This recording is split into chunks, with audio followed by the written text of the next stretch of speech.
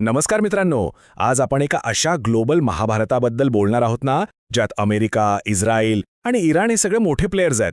पण हे प्रकरण इतकं तापलंय का आणि ह्याचा आपल्या सगळ्यांवर नक्की काय परिणाम होणार आहे? चला, एकदम सोप्या भाषेत समजून घेऊया. या विश्लेषणात आपण सर्वात आधी इस्रायलच्या घरगुती राजकारणात डोकावणार आहोत, त्यानंतर अमेरिकेत काय घडतंय ते पाहू. मग या संघर्षाचं जे केंद्र आहे म्हणजे होर्मुझची सामुद्रधुनी त्याबद्दल जाणून घेऊ आणि शेवटी या सगळ्यात भारताची भूमिका किती स्मार्ट आहे हेही समजून घेऊ. तर मग सुरुवात करूया इस्रायलपासून. बघा, सध्या तिथे जे काही राजकीय वादळ सुरू आहे ना, ते इराणसोबतच्या वॉरपेक्षाही जास्त कॉम्प्लिकेटेड झाले. म्हणजे असं की बाहेरच्या शत्रूपेक्षा घरातलेच प्रॉब्लेम्स जास्त सिरियस झालेत. पंतप्रधान नेतन्याहू यांच्या सरकारवर सध्या तीनही बाजूंनी जबरदस्त प्रेशर आहे. एकतर त्यांच्यावर भ्रष्टाचाराचे गंभीर आरोप आहेतच, वरून बीबी फाईल्स नावाच्या एका प्रकरणामुळे इंटरनेटवर नुसता धुराळा उडाला आहे, आणि तिसरं म्हणजे हजारो लोक रस्त्यावर उतरून सरकारचा जोरदार विरोध करत आहेत.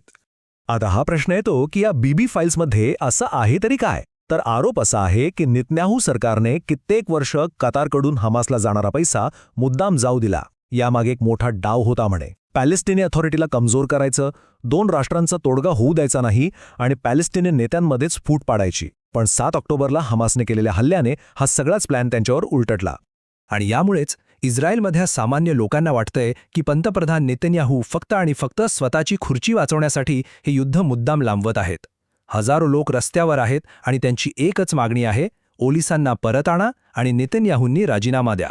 तर हे झाली इस्रायलमधली परिस्थिती. आता तिकडून वळूया थेट अमेरिकेकडे, कारण तिथेही राष्ट्राध्यक्ष ट्रम्प यांना काही कमी विरोधाचा सामना करावा लागत नाहीये. त्यांच्या युद्ध धोरणांमुळे देशातलं वातावरण चांगलंच पेटलंय. फक्त हा आकडा बघा एकदा. अमेरिकेत जवळपास 70 ते 80 लाख लोक रस्त्यावर उतरून ट्रम्प यांच्या वॉर पॉलिसीला विरोध करत आहेत. यावरूनच तिथल्या लोकांमध्ये किती असंतोष आहे याचा अंदाज येतो. आणि या आंदोलकांचा सवाल अगदी सरळ आणि स्पष्ट आहे. अमेरिकेचे अब्जावधी डॉलर्स दुसऱ्या देशांमधल्या युद्धांवर का उधळले जात आहेत? तोच पैसा देशातली गरिबी, आरोग्य आणि बाकीच्या समस्या सोडवण्यासाठी का नाही वापरला जात? या सगळ्या विरोधाचा थेट परिणाम ट्रम्प यांच्या लोकप्रियतेवर झाला आहे. त्यांची रेटिंग्स चक्क निगेटिव्हमध्ये गेली आहेत. आणि याचा सर्वात मोठा फटका त्यांना 2026च्या मध्यावधी निवडणुकांमध्ये बसू शकतो. जर डेमोक्रॅट्सनी हाऊस आणि सिनेट जिंकलं ना, तर ट्रम्प यांचा दुसरा कार्यकाळ अक्षरशः पंगू होऊन जाईल. आता येऊया या संपूर्ण संघर्षाच्या एपिसेंटरकडे. होर्मुझची सामुद्रधुनी ही ती जागा आहे जिथे अमेरिका आणि इराणमधला तणाव अगदी पीकवर पोहोचला आहे आणि याचे परिणाम अख्ख्या जगाला भोगावे लागू शकतात. अमेरिकेला काय वाटलं होतं की इराणला इराक किंवा अफगाणिस्तानसारखं चुटकीसरशी हरवू, पण इराणने थांबा जरा, सबर करा म्हणत अमेरिकेला जगासमोर एक्सपोज केलंय. त्याने दाखवून दिलं की अमेरिकेची सुपर पॉवर इमेज फक्त कागदावरच मजबूत आहे.